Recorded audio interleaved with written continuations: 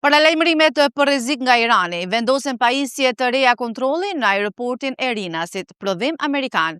E ngarkuara me punë e Shteteve të Bashkuara të Amerikës në Tiranë, Nancy Van Horn ka zhvilluar një vizitë në aeroportin ndërkombëtar të Tiranës. Kjo vizitë vjen vetëm një ditë pasi ambasada e Shteteve të Bashkuara në Tiranë paralajmëroi për rreziqe të mundshme sigurie në Shqipëri.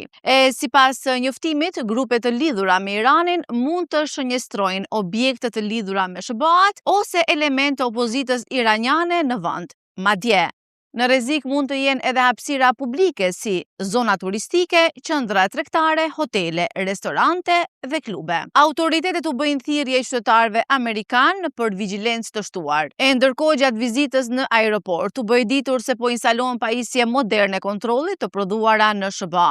Sipas ambasadës, ky bashkëpunim me teknologjinë amerikane synon të rrisë sigurinë dhe të forcojë kontrollin kufitar në Shqipëri.